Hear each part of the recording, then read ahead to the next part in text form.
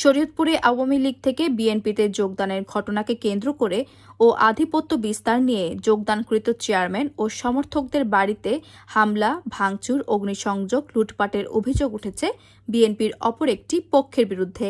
তবে অপরপক্ষ তাদের বিরুদ্ধে অভিযোগের বিষয়টি অস্বীকার করেন। বিষয়টি তদন্ত করছে পুলিশ, ব্যবস্থা নেওয়ার আশ্বাস দিয়েছেন তাদের।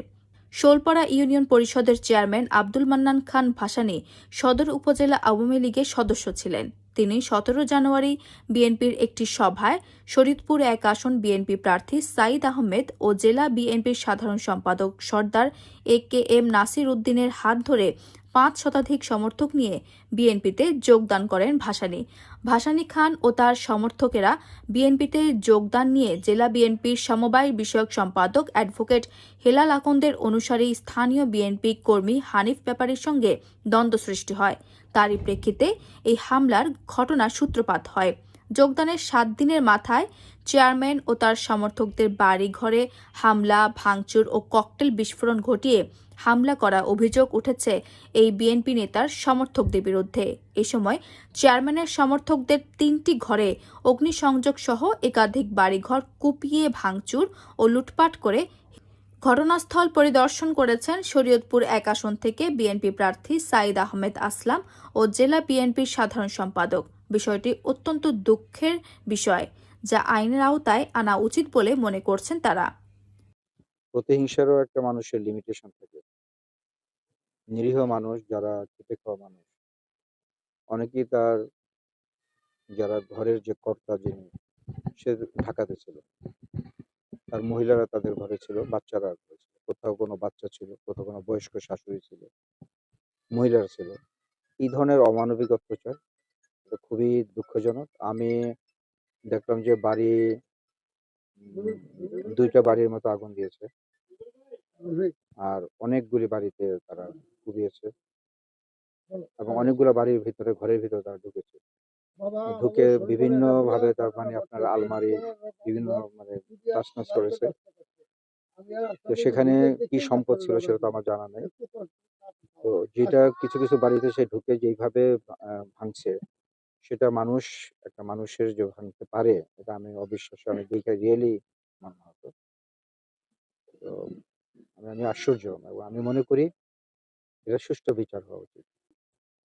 ওসি সাহেব রাত্রেই আসছিলেন, আমি তো সকালে আসলাম। আমি দেখলাম যেখানে যা হয়েছে এটা অত্যন্ত দুঃখজনক।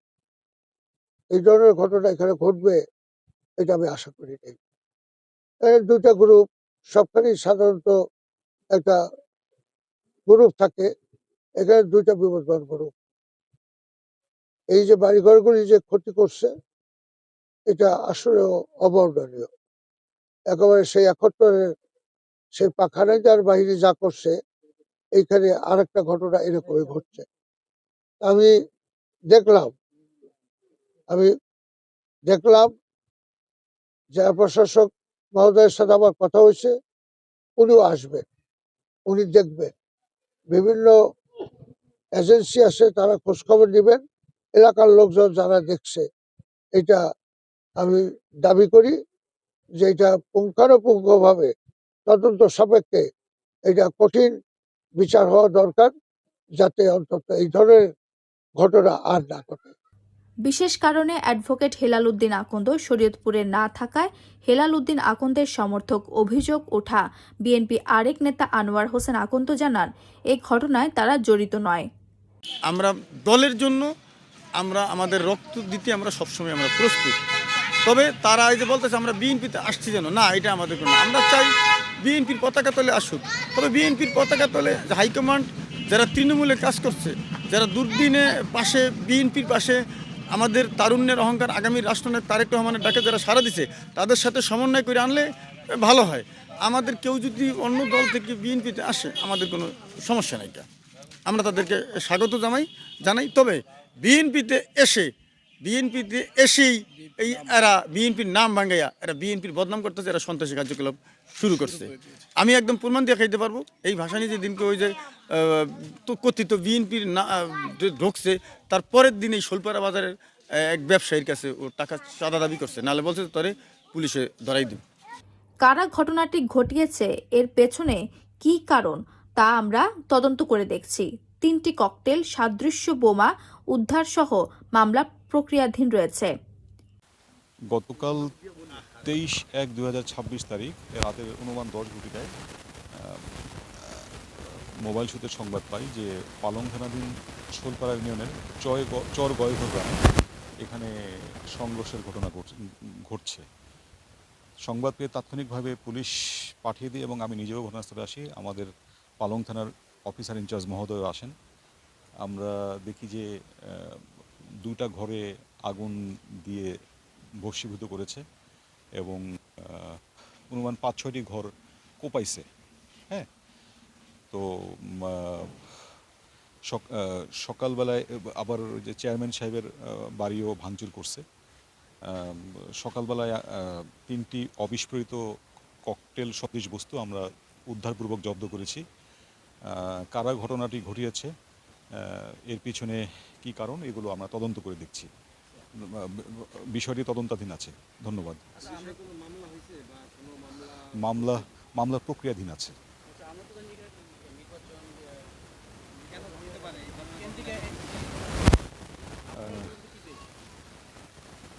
কেন ঘটতে পারে এখনো সুনির্দিষ্টভাবে আমরা জানতে পারিনি। এটা কেন ঘটেছে এটা আমরা তদন্ত করে দেখছি। ধন্যবাদ। স্থানীয়রা বলছেন, গভীর রাতের এই হামলায় দেশীয় অস্ত্রশস্ত্র বোমা হামলা ও মুখে মাস্ক পরে 3 থেকে তার শতাধিক দুর্বৃত্তরা এই ঘটনা ঘটিয়েছে।